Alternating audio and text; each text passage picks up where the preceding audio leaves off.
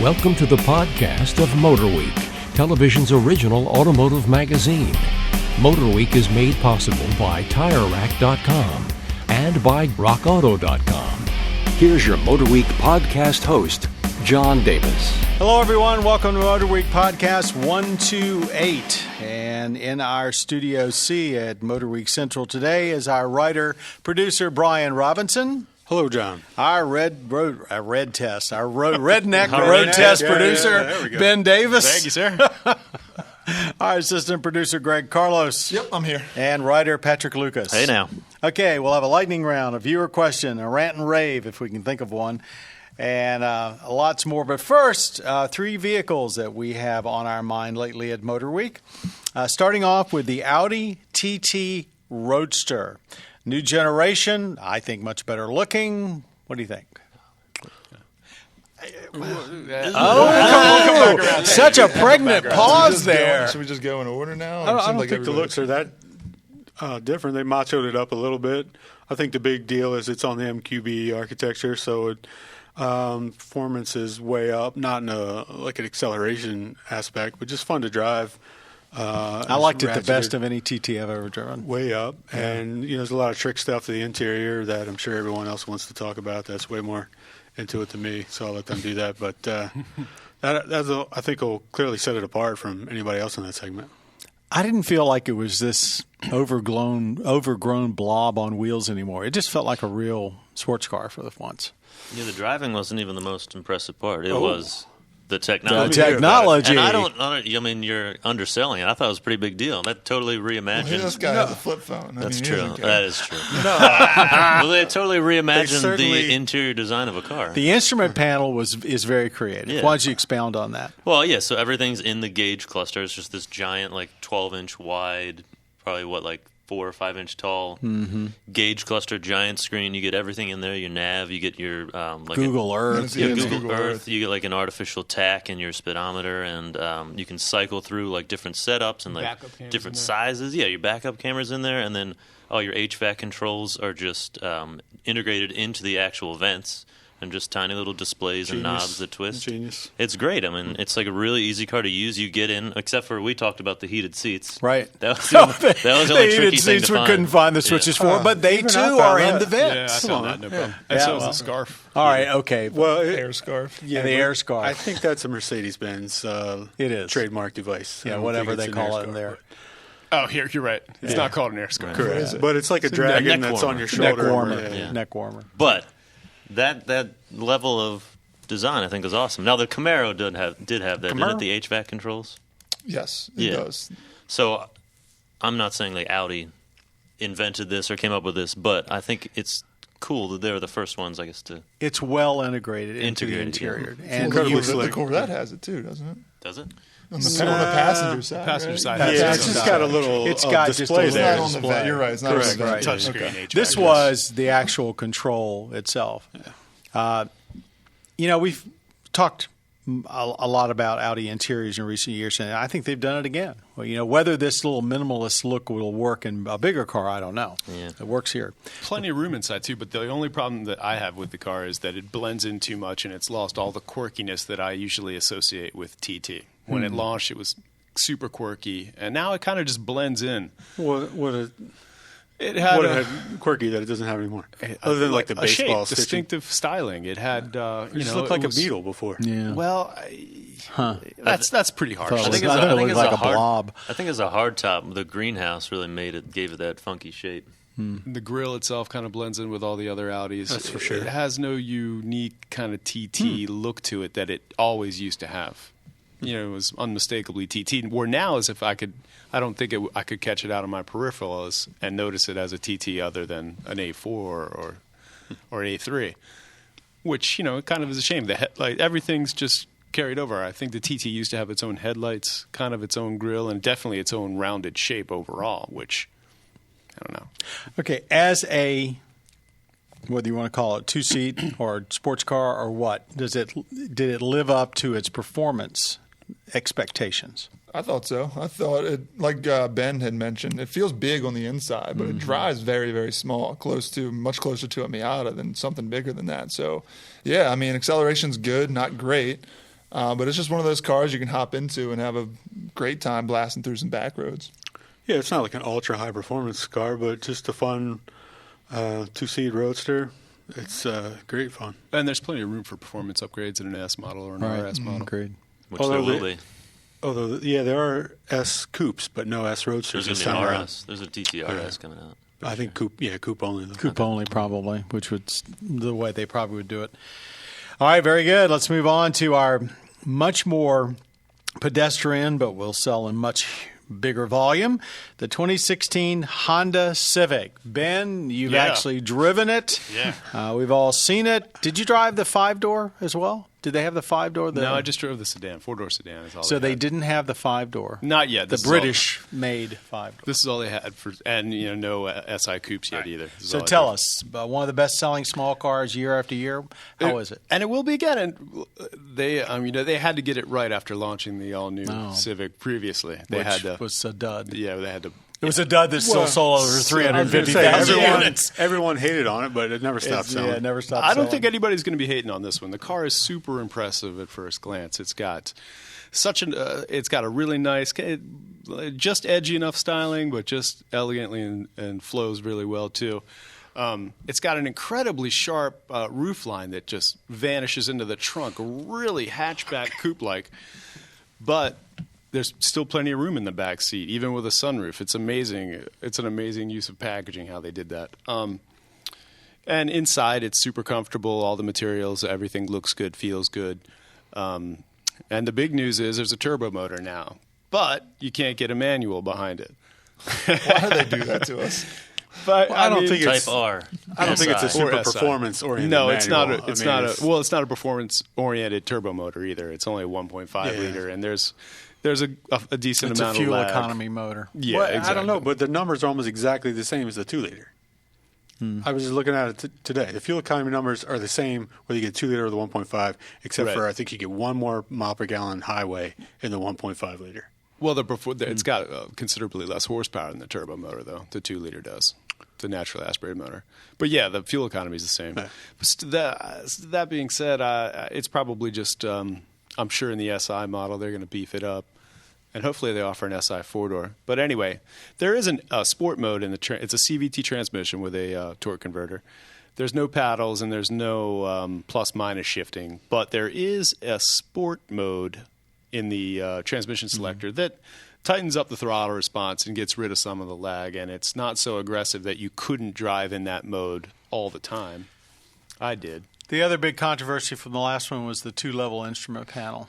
Yeah, that's all that stuff is gone. In fact, you sit a lot lower in this car too, and the car's a lot lower and a lot wider in general. And to me, it felt like I was sitting in late 80s, early 90s Hondas where you're really low, Quite close to the ground. and you've got a ton of windshield in front of you. It was a lot like those, which I always felt was a really sporty point of view. They still have something funky going on with the gauges, though. Isn't it like a 3-pod thing with? It's still all digital, right? Or there's no like. I had analog gauges from what I remember, and it was pretty traditional. I mean, pretty the same basic layout that you see in everything these days.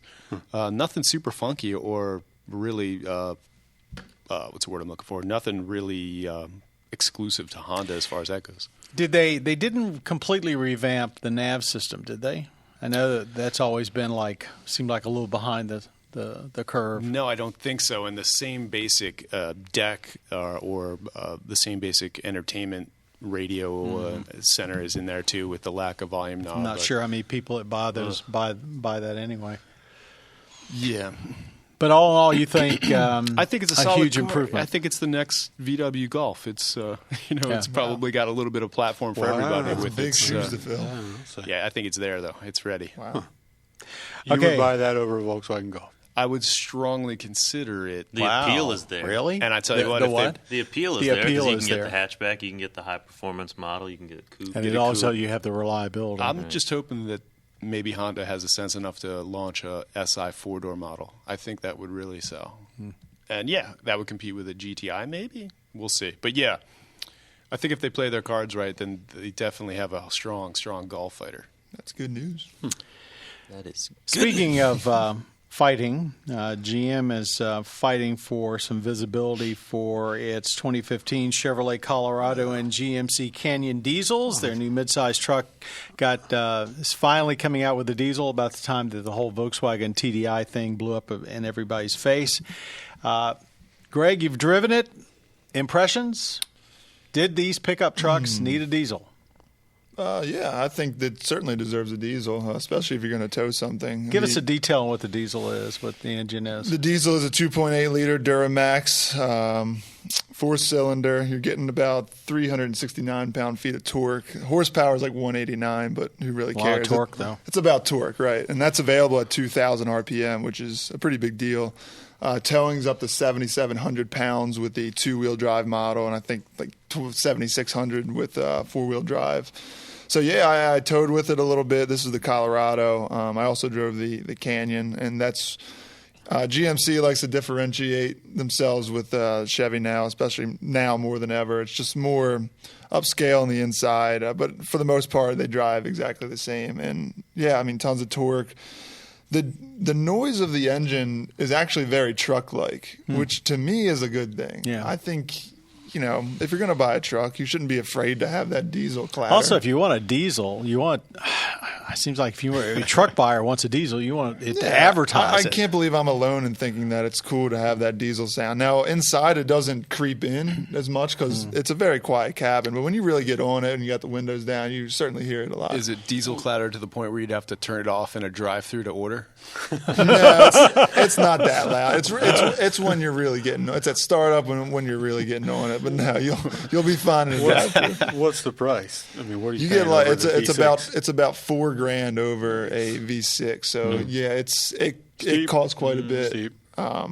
But if people are about paying a lot of money for trucks now, so if you tow stuff and.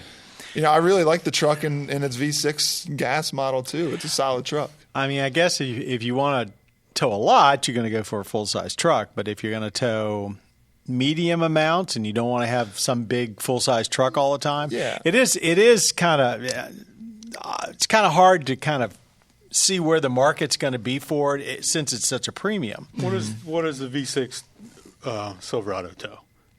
It's got to be 6,500 pounds at least, right? Or is it 7,000? It's not. It's up there. I don't have those numbers. Yeah, I don't remember them offhand either, but it doesn't seem like it's that much more to me. I mean, I don't know. I think it's more about, like you said. I think it's enough to, if you're really serious about towing, you would make that jump.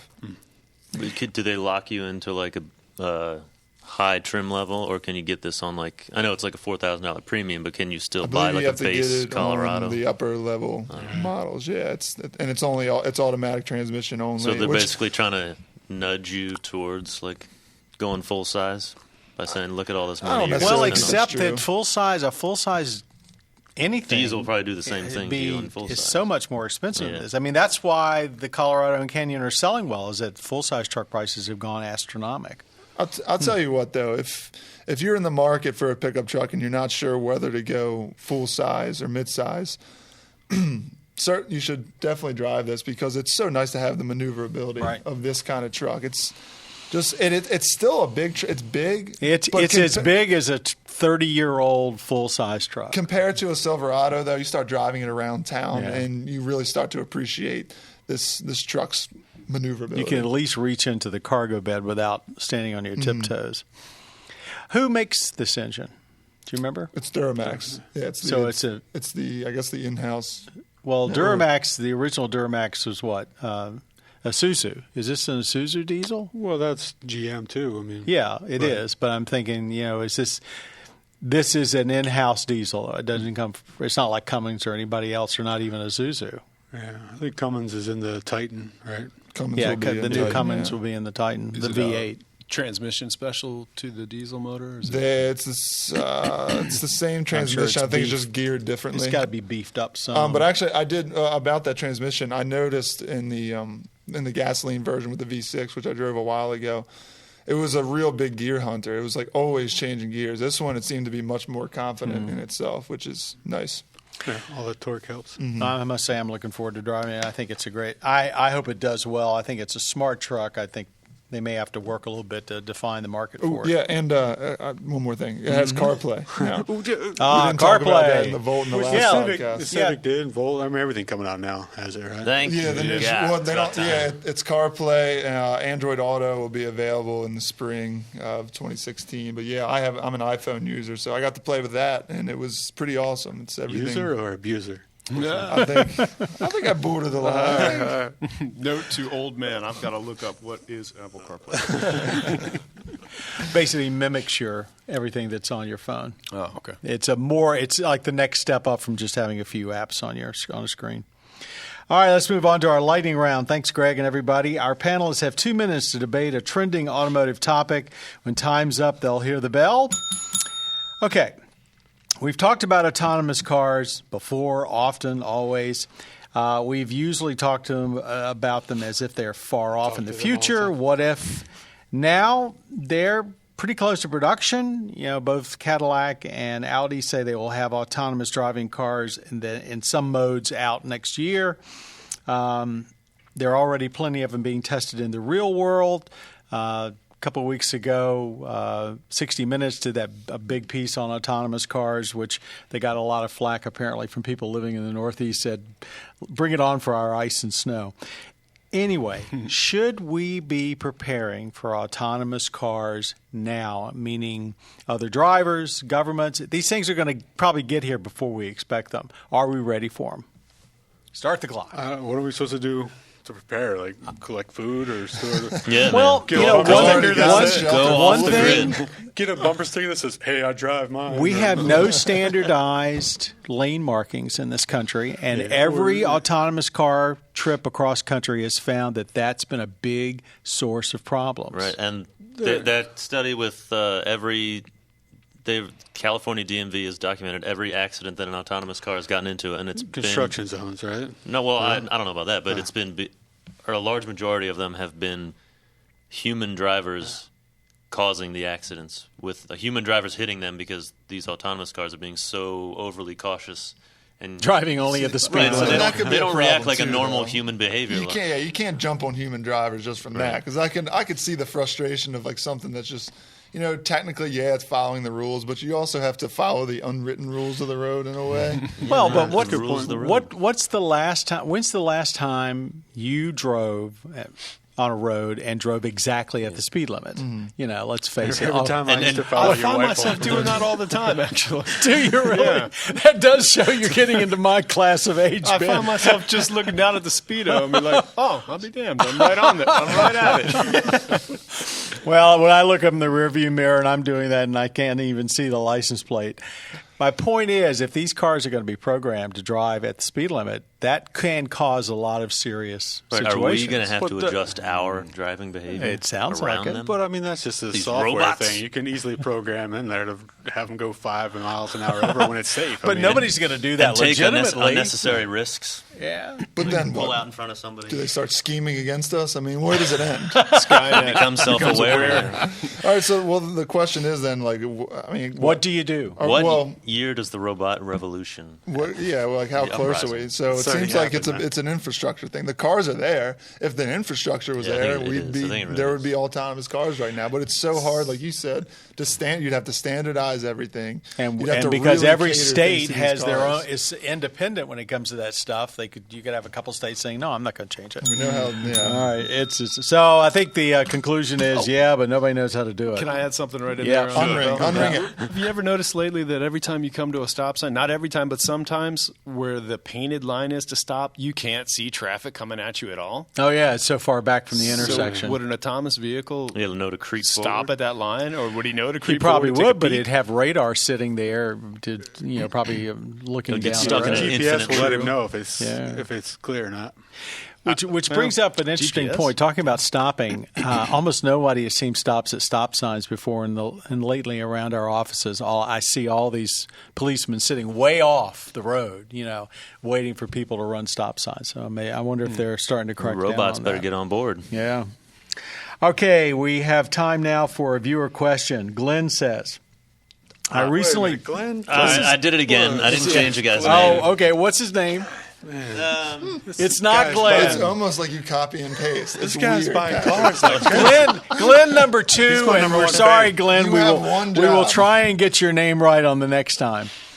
Was this guy Glenn, or was the other guy Glenn? Glenn was the first guy. Glenn was the Glenn first is the guy. lucky guy We're with the talking R8. about an entirely different podcast, so you're probably saying, what are they talking about? Our anonymous listener, viewer, has written, he just bought a 2013 Chevy Malibu. Remember, the other Glenn bought the R8. Okay, he says, a friend saw Jumper the cables. jumper cables that I'm I glad you keep qualified that in the because I was trunk. gonna wonder, are they like AV cables or what?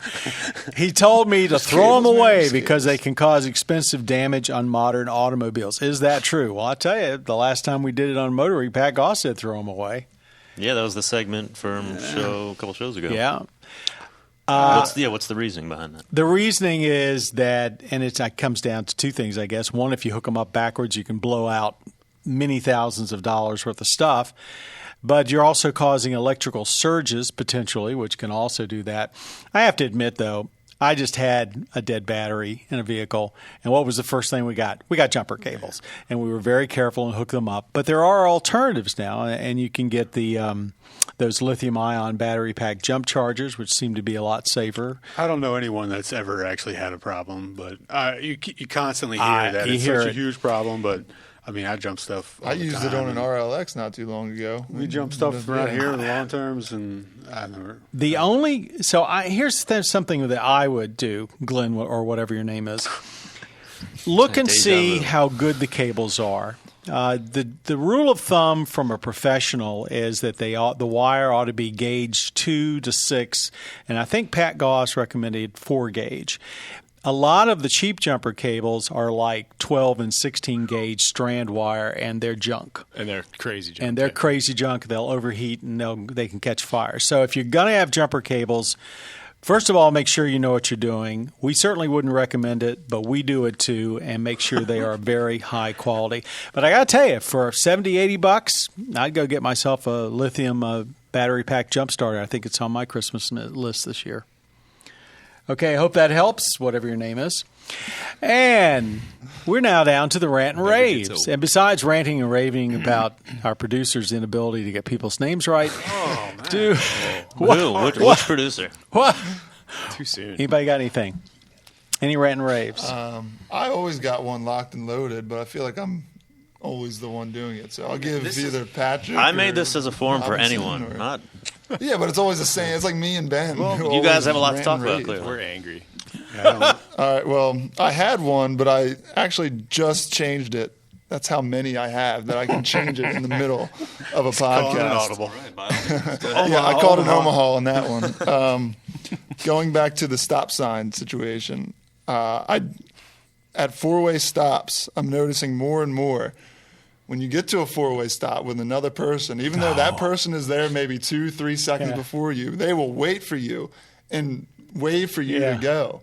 And that just really pisses me off. It's like they're breaking up the flow. I have the opposite problem where if you're two people approaching and they see you start to stop, they just go. They're like, "Oh, this guy stopped." And so I Or can go. what gets me is when you get there and the car, on your left has got the right to go first, and there's someone behind them, and they cheat through with them, so they don't even wait their turns. Right, because they assume they've been waiting as long as if they came with that person in front of them, they assume they are now attached to that car. So Instead they of get to go. basically just being civil. Pretty sure I've been guilty of all that. I'm pretty sure some of you guys probably have been too. But we're not going to admit it. Right. I mean, I'm pretty conservative about four-way stops. I get there and I try and give the other person their due. If you get there at the same time, I'll wave them on. But you're talking about somebody that's just If sitting it's there. your right of way, take it. right. Don't Yeah. make yourself out to be the saint who says, "Oh no, think please after go you." ahead." Because After in you. my mind, sometimes I really don't see you. I'm looking other ways, assuming that you're going to go. Sure. And then I'm sitting here waiting, and you're still there.